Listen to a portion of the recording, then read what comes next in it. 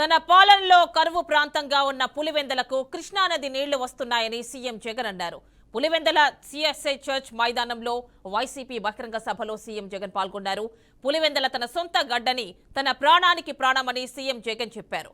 వైఎస్ఆర్ స్ఫూర్తితో అభివృద్ధి చేస్తున్నట్లు జగన్ వివరించారు.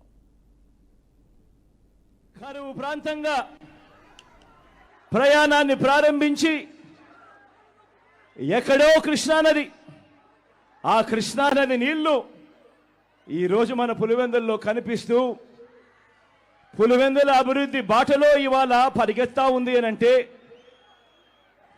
ఈ అభివృద్ధికి, ఈ మార్పులకు మూలం నా తండ్రి, ఆ మహానేత, మనందరి ప్రీతమ నాయకుడు, ఆ దివంగత నేత మన వైఎస్ఆర్ గారు.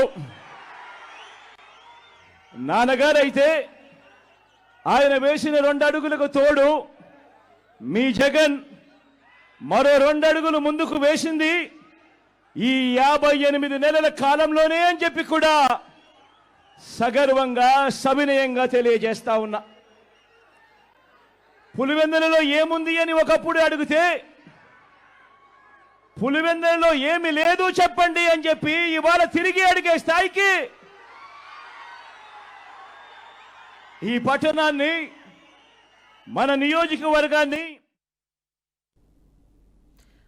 మహానేత వైఎస్ఆర్ తనపై చంద్రబాబు, పవన్ కళ్యాణ్ అసత్య ఆరోపణలు చేస్తూ తనను దెబ్బతీయాలని చూస్తున్నారని జగన్ ఆరోపించారు.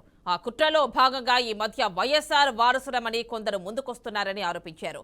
మీ బిడ్డను ఎదుర్కోలేకే వాళ్లంతా ఏకమయ్యారని, వారి కుట్రలో తన 2 చెల్లెమ్మలు భాగమయ్యారని చెప్పారు. వైఎస్ఆర్ వారసులమంటూ వస్తున్న వారి కుట్రలు ప్రజలు చూస్తున్నారని, ఆ మహానేతకు అసలు వారసులెవరో ఎవరో ప్రజలే చెప్పాలని జగన్ కోరారు. రోజు కనిపిస్తూనే ఉంది. ఇంకా ఆశ్చర్యం ఏమిటో తెలుసా, వివేకం చిన్నారను అతి దారుణంగా చంపి, అవును నేనే చంపాను అని అతి హేయంగా బహిరంగంగా చెప్పుకుంటూ తిరుగుతున్న హంతకుడికి మద్దతు ఇస్తున్నది ఎవరు? మీరే రోజు చూస్తున్నారు కదా అని అడుగుతా ఉన్నాను.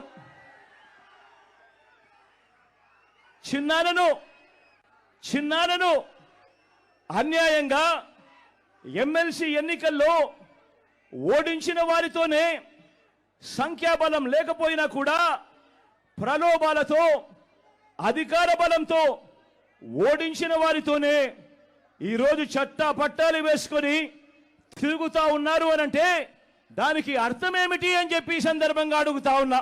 చిన్నానకు 2వ భార్య ఉన్న మాట వాస్తవం అవునా కాదా? ఆ 2వ భార్యతో తనకు సంతానం ఉన్న మాట వాస్తవం అవునా కాదా?